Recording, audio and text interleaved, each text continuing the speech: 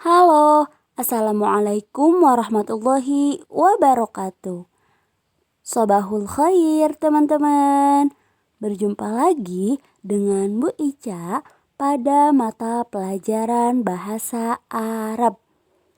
Teman-teman, pada pembelajaran kali ini kita akan belajar tentang A'dha'ul wudu'i. A'dha'ul wudu'i. A'dha'ul wudu'i. Anggota-anggota wudu. Nah, jadi hari ini kita akan belajar tentang anggota-anggota wudu. Kira-kira apa saja sih anggota-anggota wudu itu? Nah, ini dia.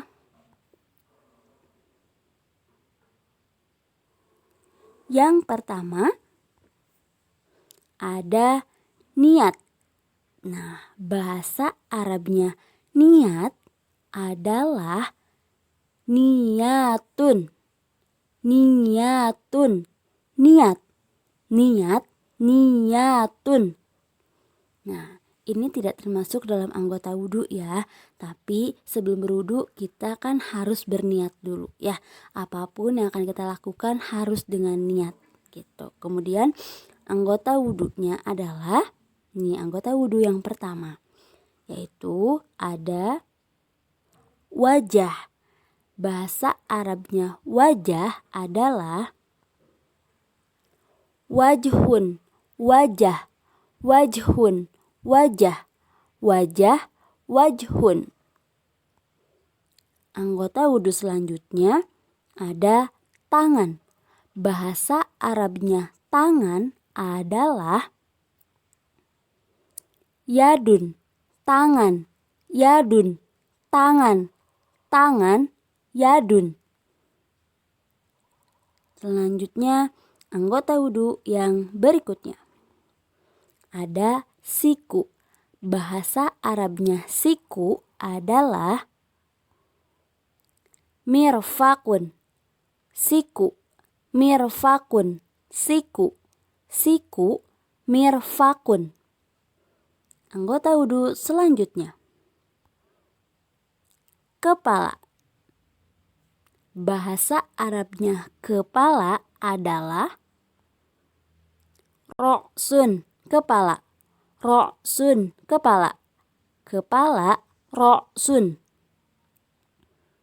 Anggota wudhu selanjutnya rambut. Bahasa Arabnya rambut adalah sya'run. Rambut. Sya'run. Rambut. Rambut. Sya'run.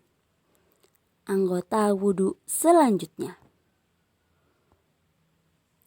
kaki. Bahasa Arabnya kaki adalah rijlun. Kaki. Rijlun. Kaki. Kaki. Rijlun.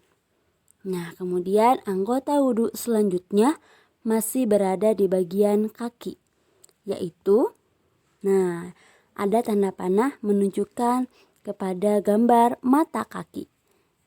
Nah, bahasa Arabnya mata kaki adalah ka'bun. Mata kaki. Ka'bun. Mata kaki. Mata kaki. Ka'bun. Kemudian setelah semuanya anggota wudhu disebutkan, yang terakhir ada tertib. Tartibun. Tertib. Tartibun. Tertib. Tertib. Tartibun. Nah, teman-teman, kenapa sih kok Bu Ica menyebutkannya hanya itu? Ya, tadi semua yang disebutkan oleh Bu Ica ini termasuk ke dalam bagian anggota wudhu atau anggota tubuh yang wajib ya. Jadi bagian yang wajib dalam wudhu itu adalah wajah, kemudian kedua tangan sampai siku, kemudian membasuh kepala, dan kedua kaki sampai mata kaki.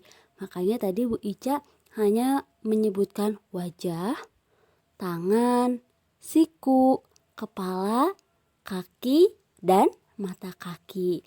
Nah, itu sebabnya kenapa Bu Ica membahas itu. Karena pada pertemuan kali ini adalah membahas tentang anggota-anggota wudhu yang wajib. Ya. Sedangkan membasuh kedua telapak tangan, berkumur, memasukkan air ke dalam hidung, dan membersihkan telinga adalah sunnah. Ya, jadi tidak disebutkan sama Bu Ica. Begitu teman-teman. Nah, untuk lebih jelasnya, yang tadi yang wajib itu kita lihat pembahasannya ya. Nih, ada tata cara wudhu. Nah, pada tata cara wudhu ini tidak Bu Ica sebutkan semuanya. Tapi Bu Ica akan menyebutkan yang keempat tadi ya. Bagian-bagian anggota tubuh yang wajib. Nah, apa saja? Tadi yang pertama adalah niat. Nah, teman-teman, niat pada wudhu ini dilakukan bukan pada saat kita akan melakukan wudhu, tetapi harus dibarengi dengan basuhan pertama saat membasuh muka atau wajah. Nah, jadi niat itu bukan sebelum wudhu kita akan niat dulu, tapi ketika kita membasuh wajah yang pertama, kan sebanyak 3 kali tuh yang membasuh wajah. Nah, pada membasuh wajah pertama, teman-teman silahkan berniat dalam hati bahwa teman-teman itu akan berwudhu dan akan mensucikan diri. Begitu. Kemudian yang kedua ada membasuh wajah. Nah, teman-teman, batasan wajah ya yang harus dibasuh adalah nih dari bagian atas. Kalau bagian atas mulai dari tumbuhnya rambut, jidat tuh dari jidat ke atas. Nah, dari jidat ke atas itu mulai tumbuhnya rambut sampai dengan dagu bawah. Jadi dari ujung rambut sampai dagu. Sedangkan batasan yang sampingnya itu adalah kedua kuping. Jadi mulai dari tumbuhnya rambut sampai dagu dan kedua kuping, batasan kedua kuping ini harus dibasuh. Bukan kupingnya tapi batasannya ya yang di depan kuping.